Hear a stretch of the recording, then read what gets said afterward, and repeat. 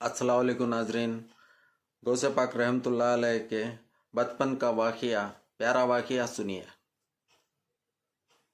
जब गौस पाक की उम्र 18 साल की हुई तो आपने इल्म हासिल करने के लिए बगदाद जाने का इरादा किया। आपने खुद इस फैसले की वजह कुछ यूं बयान की। एक बार अराफा के दिन मैं शहर से बाहर गया। रास्ते में एक जमींदार का बैल जा रहा था। मैं उसके पीछे चल पड़ा। अचानक बैल ने मुड़कर मुझे देखा और कहा, ए अब्दुल कादिर, तुझे इस काम के लिए पैदा नहीं किया गया, ना ही तुझे इसका हुक्म दिया गया है। ये अल्फाज सुनकर गौस पाक के दिल में अल्लाह की मोहब्बत का जज्बा जाग उठा। आप फौरन घर लौटे और अपनी वालिदा की खिदमत में अर्ज किया, अम्मी, अगर आप इजाजत दें तो मैं बगदाद चला जाऊं शरीयत और तरीकत हासिल करने के लिए। फिर गौस पाक ने बैल का पूरा वाकया भी सुनाया। वालिदा उठकर गईं और 80 दीनार लाईं जो आपके वालिद के इंतेकाल के बाद मिले थे। गौस पाक ने 40 दीनार अपने भाई के लिए छोड़ दिए और बाकी 40 दीनार वालिदा ने आपकी गुदड़ी के नीचे सिल दिए। उस वक्त वालिदा ने आंसू भरी आंखों से दुआ दी और कहा, बेटा, कभी झूठ मत बोलना, हर हाल में सच्चाई पर कायम रहना। मैं तुझे रब के सुपुर्द करती हूँ, वही तेरा हाफिजे और मददगार है। फिर गौस पाक एक काफिले के साथ बगदाद के लिए रवाना हो गए। जब काफिला हमदान से गुजरा तो 60 डाकुओं ने हमला कर दिया। हर चीज लूट ली गई, लेकिन किसी ने गौस पाक से कुछ नहीं पूछा। थोड़ी देर बाद एक डाकू आया और बोला, तेरे पास कुछ है? गौस पाक ने कहा, हाँ, 40 दीनार हैं। वो हंस कर चला गया। दूसरा आया, उससे भी गौस पाक ने वही कहा। उसने भी मजाक समझा। जब दोनों ने ये बात अपने सरदार को सुनाई तो उसने कहा, इस लड़के को मेरे पास लाओ। गौस पाक जब सरदार के सामने लाए गए तो उसने पूछा, तेरे पास क्या है? गौस पाक ने जवाब दिया, 40 दीनार मेरी गुदरी के नीचे सिले हुए हैं। सरदार ने गुदरी को उधेड़ा, वाकई 40 दीनार निकले। वो हैरान रह गया और बोला, हम तो डाकू हैं, तूने हमसे डर कर ये बात छुपाई क्यों नहीं? गौस पाक ने कहा, मेरी वालिदा ने कहा था कि कभी झूठ मत बोलना। ये सुनकर डाकू का सरदार रो पड़ा। एक भारी आह के साथ बोला, तूने अपनी माँ की बात नहीं तोड़ी और मैं सालों से अपने रब का वादा तोड़ रहा हूँ। वो गौस पाक के कदमों में गिर गया और हाथ पर तौबा की। उसके साथियों ने कहा, जब तू रहजनी में हमारा रहनुमा था तो अब हिदायत में भी तू ही होगा। सबने तौबा की, लूटा हुआ माल वापस किया और ये पहली बार था जब लोगों ने गौस पाक के हाथ पर तौबा की।